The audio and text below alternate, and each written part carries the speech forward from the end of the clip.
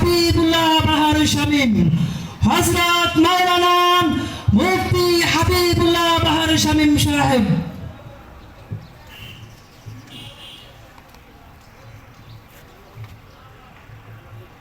السلام عليكم ورحمة الله وبركاته. حامدا ومصليا ومسلما أما بعد فقد قال سبحانه وتعالى في كلامه المجيد أعوذ بالله من الشيطان الرجيم فلولا نفر من كل فرقة منهم طائفة ليتفقهوا في الدين وقال سبحانه وتعالى قل هل يستوي الذين يعلمون والذين لا يعلمون إنما يتذكر أولو الألباب صدق الله العظيم.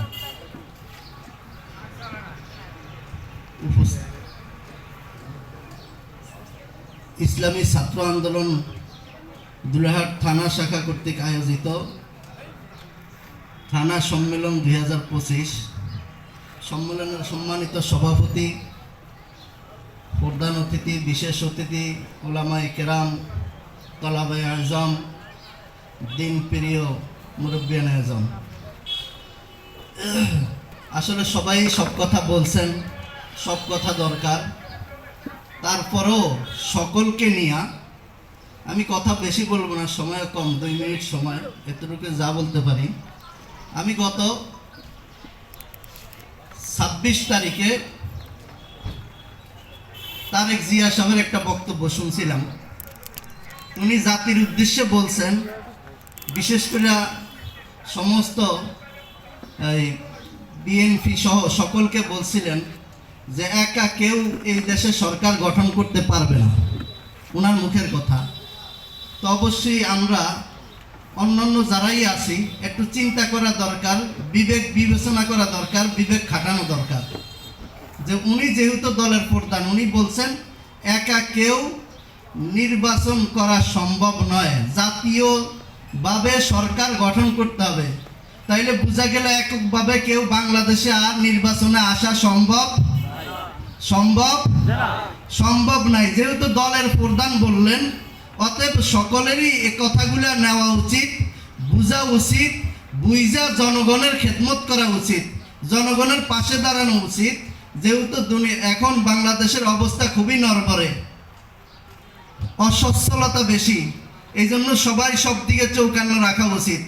যদি রাখতে পারি, যদি উনি দলের প্রধান হয়ে বলতে পারে এককভাবে বাংলাদেশের সরকার গঠন করা সম্ভব না, জাতীয়ভাবে সরকার গঠন করতে হবে, তাইলে ছোট বড় সমস্ত দলকে উনি হাতে নিতে বলছেন, তাদের সাথে সম্পর্ক করতে বলছেন। তাইলে আমাদের কথাগুলা বুঝা চলা উচিত। এর পরিপ্রেক্ষিতে লাস্ট আমার কথা হইল যে আল্লাহ পাক দুনিয়াতে এবং পরকালে উলামায়ে কেরামের সম্মান দিচ্ছেন। কাদের সম্মান দিচ্ছেন? উলামায়ে কেরামের সম্মান দিচ্ছেন। আমরা দেখেছি উলামায়ে কেরাম পিছনেও বেজ্জতি হয়েছেন, এখনো বেজ্জতি হইতেছেন, সামনেও বেজ্জতি হবেন। গত কয়েকদিনের ঘটনা চরপেশন, যেহেতু উলামা মাশায়েখ আইম্মা কমিটিতে আমার রাখছেন, অতএব একজন ইমাম লাঞ্ছিত হয়েছে। কার কাছে? আমাদের চরপেশন থানার নির্বাহী কর্মকর্তা রাসানা শারমিন, ওনার কাছে আমাদের মডেল মসজিদের ইমাম, খতিব এবং মুয়াজ্জিন সাহেব মাওলানা সালাউদ্দিন সাহেব এবং মুয়াজ্জিন আবুল কালাম সাহেব লাঞ্ছিত হয়েছেন। উনি ওনাদেরকে অপমান করছেন, এটাকে আমরা সহ্য করতে পারি? আমরা এই সম্মেলন থেকে এই রাসানা শারমিনের চাকরিচ্যুত পদস্খলন চাই। আপনারা কি বলেন? এবং সোমবার সকাল 10:30টায় চরপেশন সদর রোডে সমস্ত আলেম ওলামা, সমস্ত মুসলমানের ওই দিন মানববন্ধন এবং প্রতিবাদ সভা। আমরা সকলে যাব তো? কারণ ওলামা মাশায়েখ আইম্মার দায়িত্ব তো সমস্ত ইমামদেরকে নিয়ে কাজ করা, উলামায়ে কেরামকে নিয়ে কাজ করা, মাশায়েখদেরকে নিয়ে কাজ করা। কারণ যেই ক্ষমতা আসুক, কোনো ইমাম, কোনো আলেম ওলামা লাঞ্ছিত হবে, এটা আমরা সহ্য করে নিব না। কথা ঠিক না বেঠিক? এখন উনি কি মনে করে, কেনই বা তাদেরকে তার সাথে দেখা করে নাই? সে চরপেশন থানায় নির্বাহী কর্মকর্তা হয়ে আসছেন, ওনার সাথে দেখা না করার কারণে উনি ওনাদেরকে লাঞ্ছনা করলেন, অপদস্থ করলেন। উনি একজন মহিলা, একজন ইমাম, একজন আলেম ওলামা, ওনার সামনে যাওয়াটা এটা কি সহি হবে না ব্যাঠিক হবে? এটা শরীয়ত সম্মত হবে না শরীয়তের খেলাফ হবে? তাহলে তো ওনার বোঝা উচিত ছিল যে আমি একজন মুসলমান, ইমাম সাহেবও মুসলমান, ইমাম সাহেব আমার সামনে আসলে এটা বেমানান, উনি ওনার জায়গায় থাকুক, ওনার সম্মান নিয়ে উনি থাকুক, ওনার সম্মান করা ওনার উপরে জরুরি ছিল।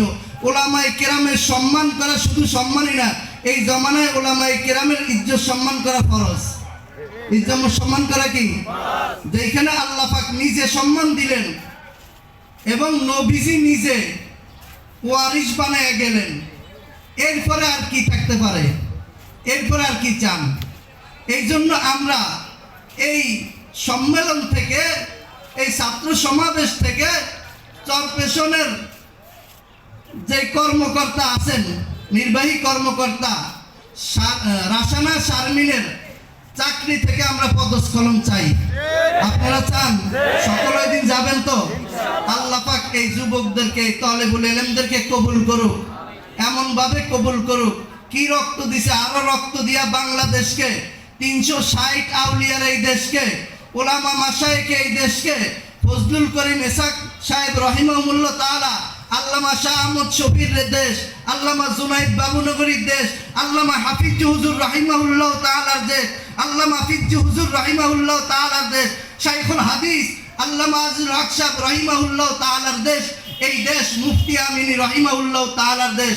এই দেশ পবিত্র মাটি, এটাকে আমরা অপবিত্র করতে দিব না, এটাকে আমরা কলুষিত করতে দিব না। পিছনে যা কলুষিত হয়েছে